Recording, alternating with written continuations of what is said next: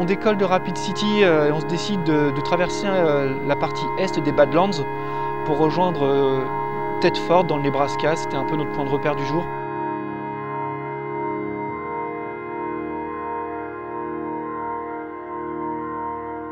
Et on traverse le brouillard littéralement, donc il est 11 h du matin. On a du mal à imaginer que dans 4-5 heures peut-être on aura des magnifiques orages hyper puissants.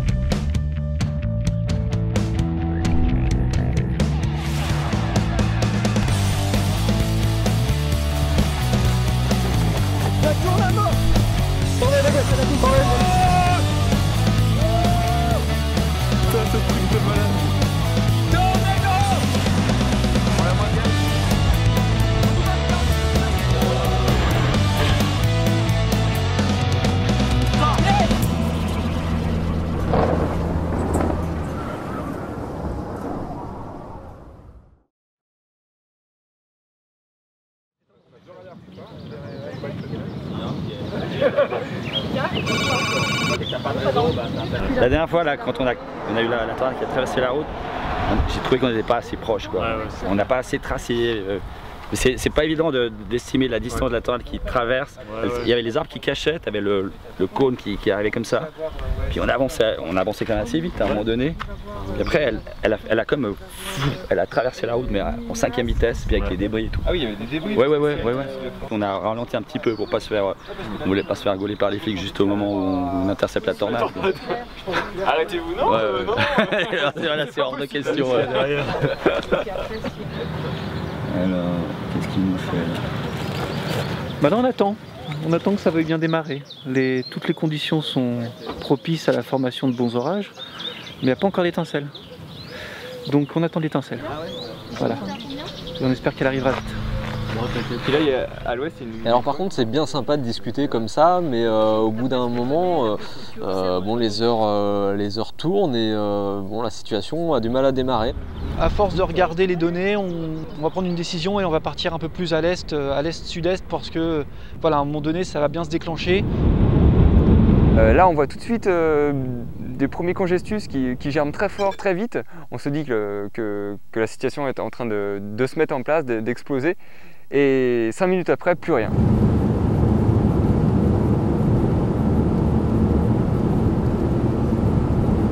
Ouais, c'est vrai qu'il n'y a vraiment aucune volonté de démarrer, quoi. C'est monté d'un coup, puis là, ouais, ça... Donc finalement, on repart plus à l'ouest, on ne sait pas trop quoi faire. C'est marrant parce qu'on recroise du coup l'équipe franco-suisse qui, elle, est pareille, elle s'arrête, elle continue.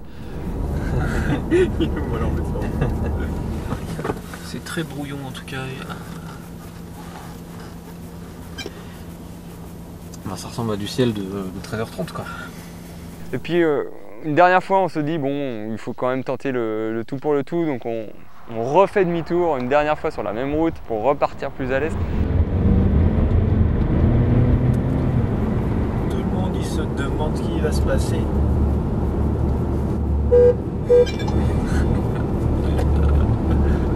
Oh oui, ça c'est parti en plus. On commence à voir apparaître sur le satellite une petite boule blanche à notre sud-est. Il y a une cellule qui naît au niveau de la ville de Broken Bow, donc à 60 km au sud-est de notre position. Elle est entre le sud-ouest d'Ansley. C'est le Dominator qui arrive à fond de balle derrière.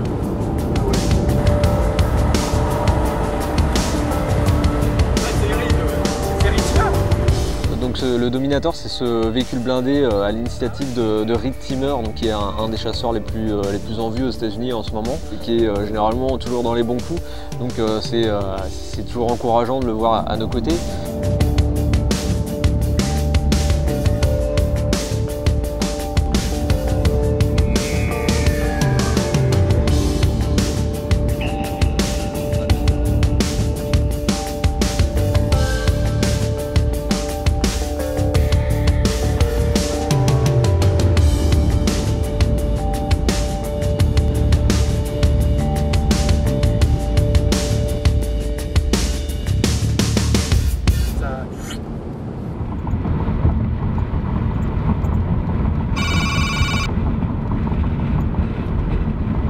Et alors en sortant de la ville, à notre surprise, on découvre une base qui est très lisse et très bien structurée déjà. Un mésocyclone, j'ai jamais vu ça de ma vie, d'une taille énormissime. Regarde la structure. Oh, le truc de malade.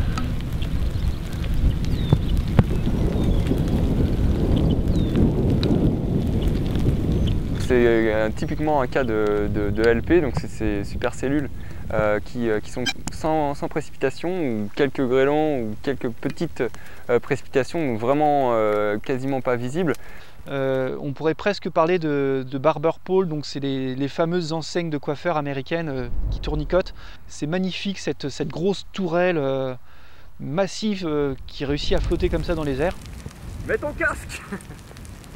C'est toujours un moment très fort que d'être au plus près de ces structures qu'on ne rencontre quasiment qu'aux États-Unis. La structure est magnifique au niveau esthétique, mais au niveau de son intensité, c'est pas encore ça qu'est ça. Donc bon, on se pose et justement on voit tous les autres chasseurs affluer.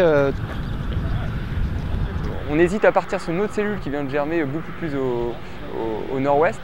Et puis finalement on recroise Clipsy et Jill Moore qui eux sont plus motivés que jamais, donc on se dit qu'on devrait peut-être attendre. Il y a comme une fente claire là qui se dessine, alors soit ça va dissiper un peu le truc, soit ça va au contraire accélérer la vélocité. Et si ça l'accélère là, juste là. Alors il faut bien regarder quand même. Mais bon, pour l'instant il y a... Et en effet, la cellule reprend de la vigueur. On sent que la base reprend vraiment de la consistance.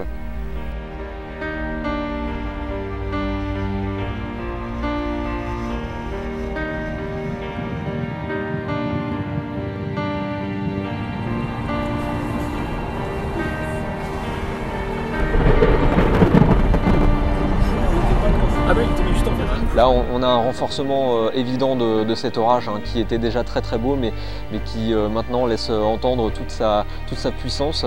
Et on se dit que c'est quand même certainement la cellule qu'il va falloir suivre jusqu'au bout.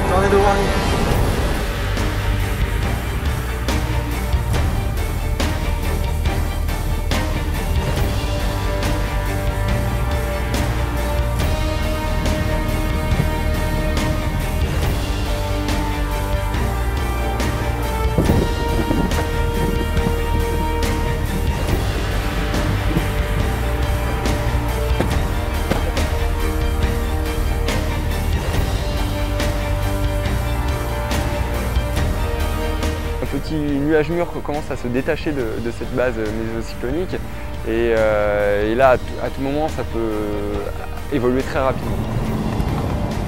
On va avoir le temps d'atterrir.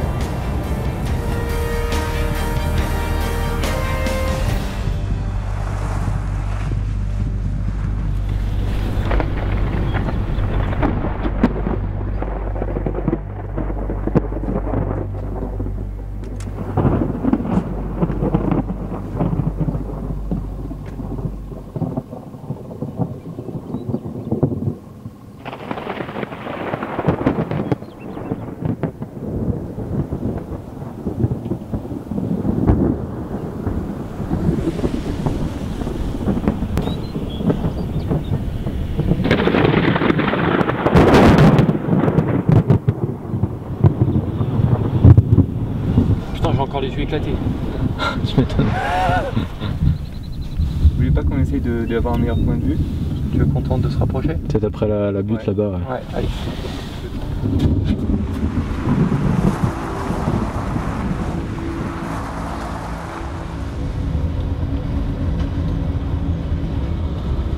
Voici la base, les gars.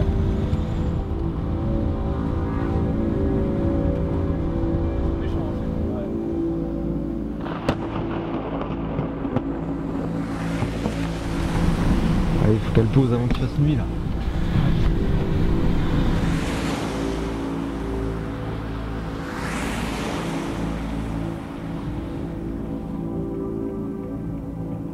Finalement, la nuit tombe et on sent que le potentiel tornadique va s'effacer comme la veille. Il doit manquer un peu de force dans les vents, basse altitude, ou un peu de cisaillement qui permettrait vraiment l'enroulement de se produire et à la tornade de descendre. On revient un petit peu sur nos pas et là on découvre en effet cette autre cellule qu'on avait mis de côté un peu plus tôt et qui là se déchaîne d'un point de vue électrique en tout cas.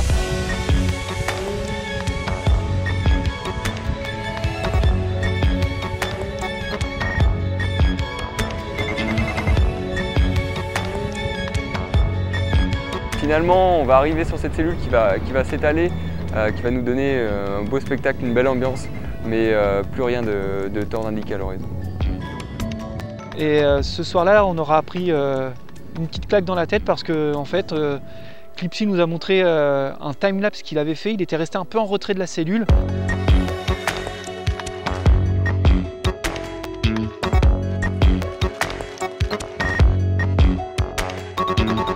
Voilà, il y a un peu cette frustration de ne pas pouvoir être à tous les endroits de l'orage, mais ça c'est évident, on n'a pas le don d'ubiquité, hein, on est obligé de faire un choix, mais parfois c'est difficile.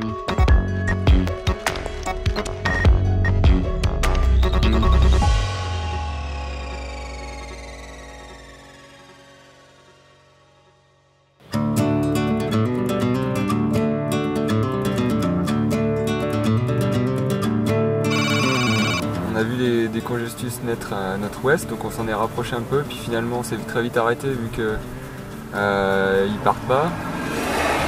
Et puis on est en train de voir que les points de rosée remontent très bien plus à l'est. Et puis la dépression en même temps se creuse Et du vraiment. coup on va repartir vers l'est, même au sud-est, pour aller vers Salina, dans les plus brefs délais.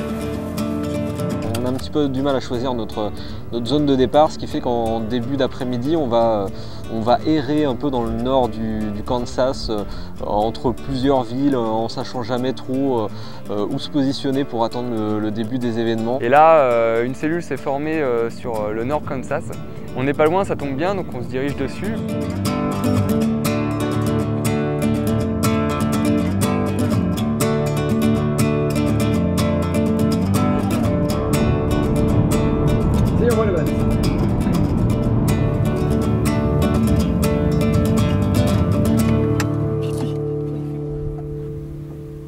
Déjà à notre premier arrêt là au bord de la route principale, on observe de loin cette base est assez bien déchiquetée. Il y a des mouvements nuageux déjà assez suspects. Là on se dit qu'il faut tout de suite se rapprocher coûte que coûte. Ça tourne à mort. Ça sent la tornade à plein nez là. J'ai l'impression qu'au sol il y a de Ouais, j'ai vu ouais. Regarde Chris.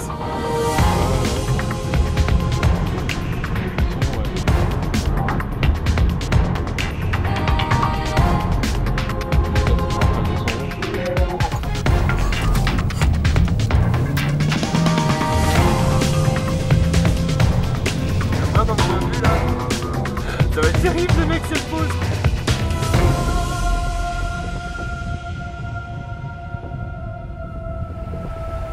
Là c'est quoi derrière là?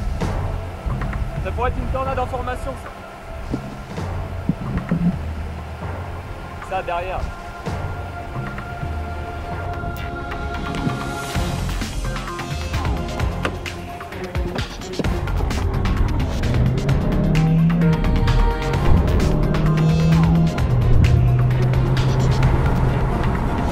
Qu'il y a sur cette cellule.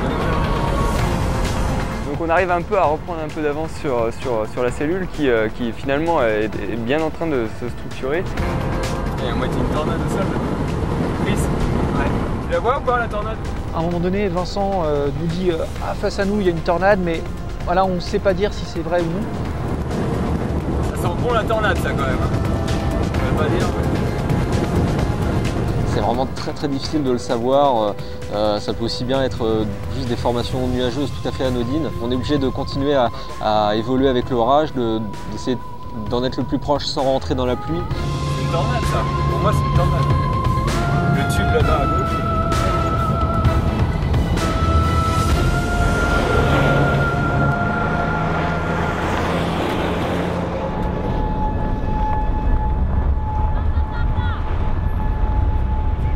l'option des dirt roads parce que là c'est toujours un peu une ambiance sympa. On a d'autres chasseurs aussi devant nous, c'est un peu le Far West et ça on aime bien. On fonce sur la route en terre, forcément c'est Vincent au volant donc ça trace aujourd'hui. Oh c'est Indiana Jones. Trop bon quoi. Le problème c'est que c'est une super cellule HP aujourd'hui, donc tout l'opposé de la veille, c'est-à-dire que là on a beaucoup de précipitations, donc ça devient difficile assez souvent de voir vraiment la structure de l'orage et de comprendre son organisation. Putain le contraste de malade.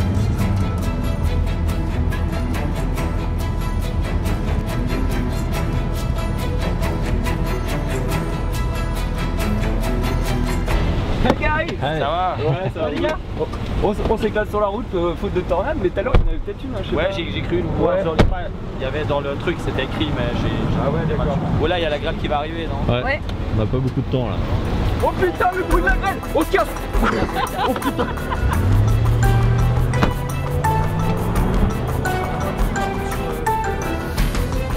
Je vais reprendre un peu d'avance les gars. Je me replacerai devant un peu plus vers le méso.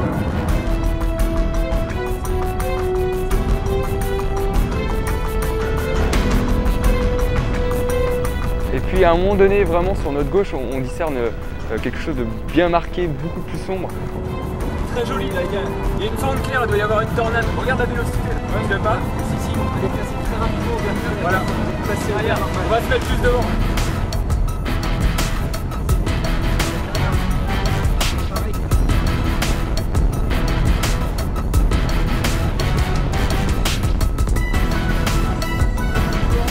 Sur le coup, on a du mal à y croire, on se dit c'est quand même pas une tornade, c'est vraiment énorme, on l'aurait peut-être vu avant. C'est un monstre là. Là c'est un monstre les gars. Là je vais m'arrêter, c'est pour ça. On est bien, on est pas mal, on a 1 minute ou 2. On décide de s'arrêter mais un peu en contrebas pour observer un autre nuage mûr qui est vraiment bien marqué. Tout en ne perdant pas d'esprit que sur notre gauche on a possiblement une tornade qu'il va pas falloir se laisser rattraper par ce rideau de précipitation.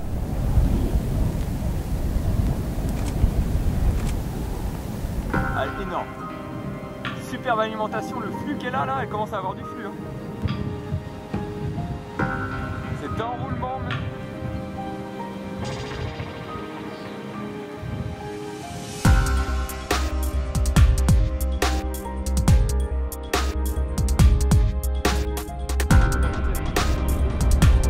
Je vais bien prendre de l'avance parce que quand je vois la gueule de la dirt road, carrément. Donc là nous sommes au milieu d'un champ. Alors c'est un peu garé. Bon il y a juste le méso derrière mais c'est pas grave. Et la dirt road commence vraiment à avoir des allures plutôt inquiétantes. On décide finalement de s'arrêter, de faire l'option marche arrière pour rejoindre une route en dur. Ce qui fait qu'on est obligé de rouler à nouveau sur 3-4 km, mais cette fois-ci en direction de l'orage.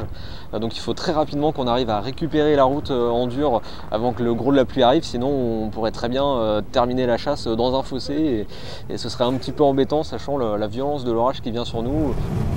Allez c'est parti les gars, ça va bastonner. Allez, allez, allez. Putain. Allez la côte, la dernière côte. J'ai horreur de ça. Putain on a eu chaud les mecs. On est arrivé à la route. Oh En retrouvant une route en dur, on voit que d'autres cellules naissent au sud, des belles tourelles cumuliformes avec une activité électrique assez intense. Et hélas, elles n'iront pas plus loin. C'est vraiment la super cellule du jour au niveau de Smith Center qui aura absorbé l'ensemble de l'énergie disponible dans la zone. On n'est plus vraiment dans l'attente d'une tornade, là on va juste observer tout ça en se faisant plaisir avec encore une fois des couleurs toujours assez sympas.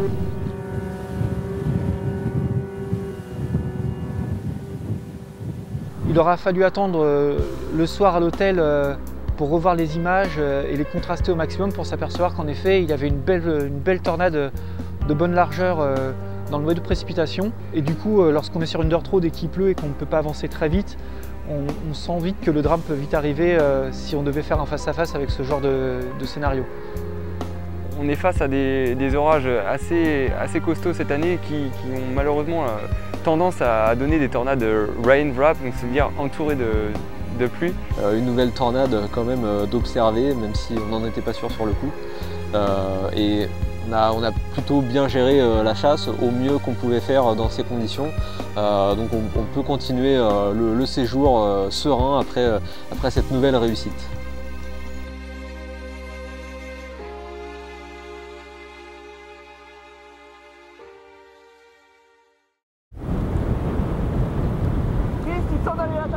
Ouais, on peut l'approcher encore, ouais. On l'approche, c'est parti. Allez hop, hop, hop.